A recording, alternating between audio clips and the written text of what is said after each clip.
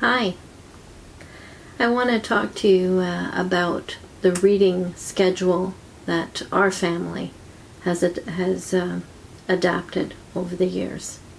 But before doing that, I wanted to read you something I wrote for a newsletter that we used to produce. And I had written this little article called, "Do You Get Your 3 Squares a Day?" So I'm just going to read it off to you. Have you ever analyzed the amount of time and energy you spend staying fed? Taking into account the time spent planning, purchasing, and earning to purchase, prepare, the presentation of it, the partaking of it, and the cleanup, I have estimated 4 hours a day for my family. This was during the time when I was working. This does not include the time spent in education on nutrition and health. Would you consider spending 4 hours on spiritual food every day? Our world is full of parables. God designed the human body to do well with regular feedings. The entire universe is designed as a sacramental story. Why did God make it this way? Does the physical pattern work well for spiritual feeding? Every parent is conscious of teaching their children to eat well-balanced, nutritious meals, and even a few good snacks every day. Now, analyze the amount of time and energy you spend on spiritual food every day. Does it come anywhere near what you spend in time and energy on your physical food? What is needed to keep us spiritually alive and healthy? Do you have food in your pantry? Is it nutritious? Do you partake of it daily? How many meals a day? Any good snacks? Just as planning goes into physical feeding, a planned good spiritual food schedule is needed to keep you from trying to live on snacks or a single meal, or maybe even just an appetizer per week. Look at your daily schedule and start a new habit. Can you rise earlier and get a spiritual meal? Can you eliminate an hour of your television, or in these days internet, in the evening? Could you eliminate one sports or recreational event from your schedule? Are you and your family together at all or some of your meal times? Could you follow it up with a spiritual meal? Start with a goal. 15 minutes of Bible reading after each meal. Perhaps for your family it would be first thing in the morning or last thing before you're going to bed. It will change you. David and I, we homeschooled Max, and our philosophy of education involved intensity and intentionality was what we felt was the way in which to make things stick. So initially, with Max at the age of 3, we started a reading Bible program or schedule. It was just a few times every day, short, just reading, not commenting on Scripture. The system we have adopted now, since then, has been to divide the Bible into 6 sections. So I'm going to tell you what the 6 sections are. The first section is the Pentateuch, the books of Moses. The second, the Old Testament histories from Joshua to Esther. The third section, the wisdom or poetry books, Job to the Song of Solomon.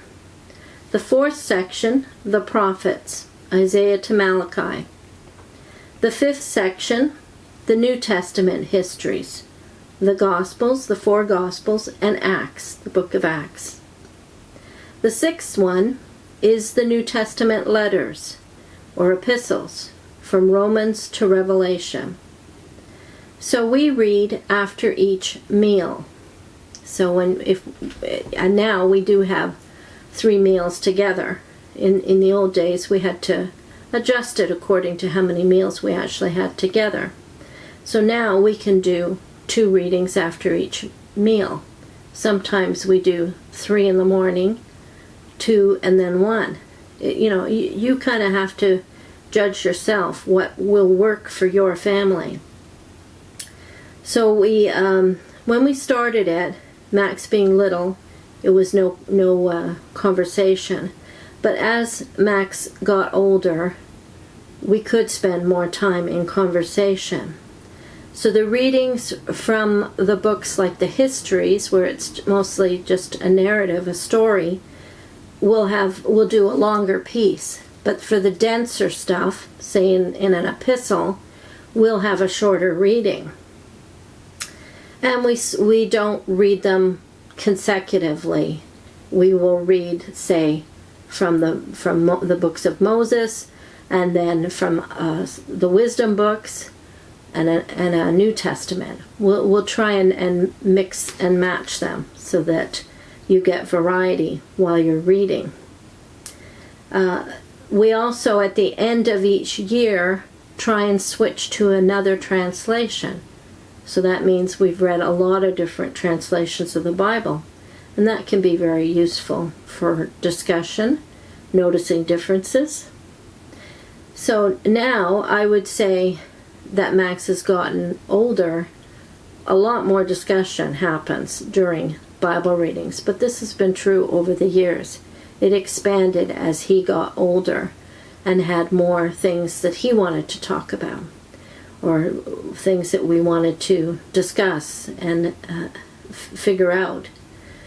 So I would say it averaged about an hour and a half a day in reading and discussion. So the benefits have been, for Max, he's a very good reader, and he's very fluent in his reading and articulate. And I think it's helped me in this way too. I'm still not as good a reader as Max, but it's improved my reading and certainly improved being able to speak what you believe in an articulate way. And especially, I would say, it's helped gradually to change the way I think, to help me with judgments and decisions and evaluations, and especially self-scrutiny.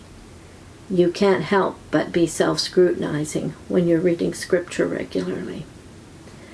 So I would credit also the unity of our family on all these discussions, Bible reading and discussions. We know what each other thinks and believes, and we can nurture each other, correct each other, help each other through those readings. Just in closing, I did want to read Romans 12, verses 1 and 2. I beseech you, therefore, brethren, by the mercies of God, that you present your bodies a living sacrifice, holy, acceptable to God, which is your reasonable service.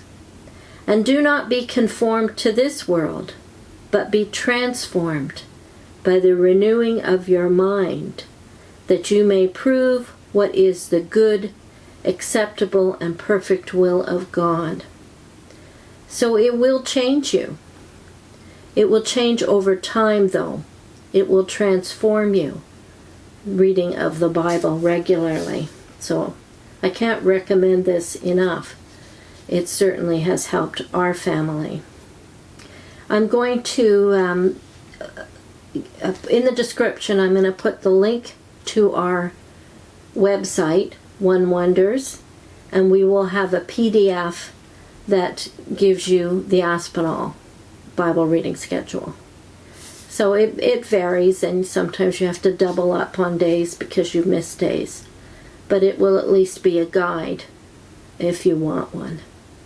I'm going to link to a video that I did on parenting, which describes why we used scripture in our curriculum with Max as he was educating as the core of our curriculum.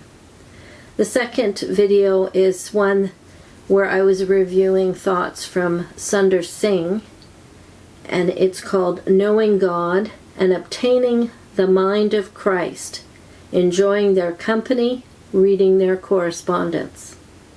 So I'll link those two things, and I will attach so that you can get the PDF of our reading schedule.